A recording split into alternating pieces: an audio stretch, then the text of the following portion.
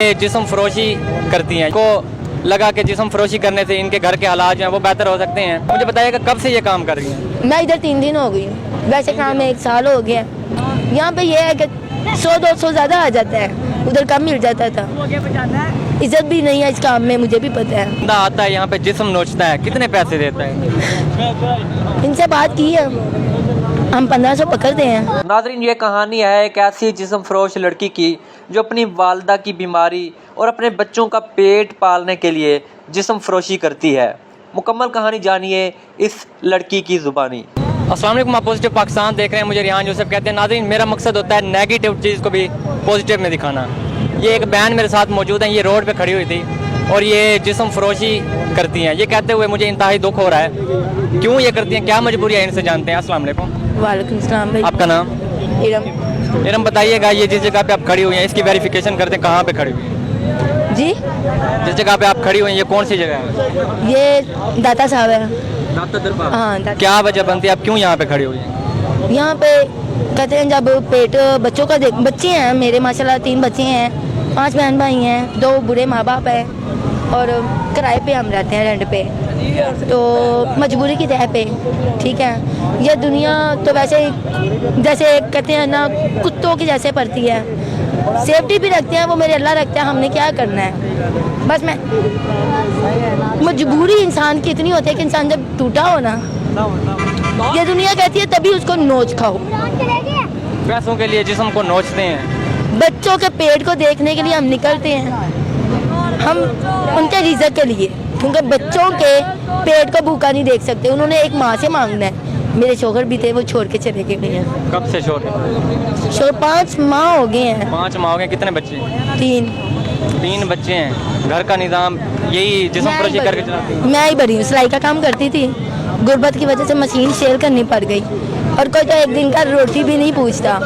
एक मकान को किराया नहीं दिया था, माल मकान को उन्होंने हमें धक्के मार के बाहर निकाल दिया। सड़क पे हमने बच्चों को, बहन भाइयों को। लेकिन नाज़रीन, किराया न देने की वजह से मालिक मकान ने भी घर से निकाल दिया और इनकी आंखों में आंसू आ गए। ये बात बताते हुए कि इंतहाई दुख की बात है कि किराया ना देने की वजह से मालिक मकान इनको घर से निकाल देता है। जाहिर सी बात है, जब कमाने के लिए कोई जरिया नहीं होगा, सिलाई का काम करती थी, वहाँ से भी कुछ नहीं आता था, तो ये इनको लगा कि जिस्म फरोशी करने से इनके घर के हालात जो हैं वो बेहतर हो सकते हैं। मुझे बताइएगा कब से ये काम कर रही हैं? मैं इधर 3 दिन हो गई हूँ, वैसे काम में 1 साल हो गया। वो मैं कहीं जगह पे बैठ के सेपरेट अपने आप को सेफ, वहाँ पे भी सेफ किया है, करना तो काम ही है। तब उधर के हालात और यहाँ पे ये है कि 100-200 ज़्यादा आ जाता है, उधर कम मिल जाता था। इज्जत भी नहीं है इस काम में, मुझे भी पता है। और माँ बाप, मैं कोई भी औरत हो मजबूरी की वजह से इधर आएगी और शादी नादर है जो नशा या इस सीन में आएगी। ठीक है ना, अल्हम्दुलिल्लाह मैं भागी तो नहीं, ठीक है, भागी तो नहीं, मैं इधर ही हूँ, आपके सामने हूँ, क्योंकि मैं सच्ची हूँ। सरकार पे खड़ी हूँ ना, तो मैं सामने आपसे बात की है, सबको पता है। मैं बात एक ही सच करती हूँ, 100 झूठ से अच्छा बंदा एक सच बोलते हैं। जो परिंदा आता है यहाँ पे जिस्म नोचता है, कितने पैसे देता है? इनसे बात की है, हम 1500 पकड़ते हैं, 500 जो रिक्शा लगाते हैं, यानी कि प्रॉपर हमारा रिक्शा हो, यहीं से लगवाते हैं, जाते हैं। 500 रिक्शे वाले को भी देना पड़ता है, ज़्यादातर वो अपनी जगह पे लेके जाते हैं, क्योंकि मेरे पास तो जगह नहीं है। अभी 3 दिन हुए हैं, इधर कोई वाकफ भी नहीं है और रोड पे फिरना थोड़ा सा अजीब और डर सा लगता है, क्योंकि जो इज्जतदार होते हैं उनको डर ही लगता है। फिर मुझे बताएं, यहाँ पे खड़ी हुई हैं, कभी किसी ने आके खुद से जेब से पैसे नहीं दिए कि ये लें, आज घर चली जाएं, अपने बच्चों को खिलाएं? या वो भी आता है 1500 देता, कहता है पहले मेरे साथ कमरे में चलो फिर? कल ऐसा एक आदमी आया जिसने बोला मैं तुमसे शादी करूंगा, पर मेरी वाज़ेह एक बात है कि मैं शादी नहीं कर सकती। 1 साल खिला देगा मेरे माँ बाप को, ठीक है, मैं तो फ़र्ज अदा कर दूंगी बीवी होने का। 1 साल खाएगा, उसके बाद वो मेहनत देने देगा। मेरे माँ बाप को कुछ हो जाता है, हाई बीपी की मरीज़ है, तो मैं किनसे अपने माँ बाप लूँगी? मेरे छोटे छोटे बहन भाई हैं, अगर मैं ही सबसे बड़ी हूँ, कमाने का जरिया भी मैं ही हूँ। सबसे बड़ी आप हैं, कमाने का जरिया आप हैं, कमाती हैं, वालदा को खिलाती हैं, बाप को खिलाती हैं, बहनों को खिलाती हैं, बच्चों को खिलाती हैं, ये काम करती हैं, तकलीफ नहीं होती? एक इंसान जब यहाँ पे खरी औरत होती है ना, वो अपना अंदर से मार के खरी होती है, क्योंकि दुनिया को चाहिए जिस्म, नहायत ही शर्मिंदगी की बात है जो इज्जतदार होते हैं। जहाँ पे खड़ने के लिए ज़मीर को मुर्दा करना पड़ता है। तो समझो स्माइल नहीं देखनी चाहिए, एक इंसान अंदर से मार के यहाँ पे चलता फिरता है। बार बार कह रही है तकलीफ होती है कि किस कर्ब से गुजर रही है। बहुत ज़्यादा। एहसास होता है, अल्लाह से माफ़ी मांगते हो कि अल्लाह ताला किस जुर्म की सज़ा भुगत रही हूँ। मैं फजर की नमाज भी पढ़ती हूँ, पर अंधेरे के टाइम निकलती हूँ तब कोई देखे ना।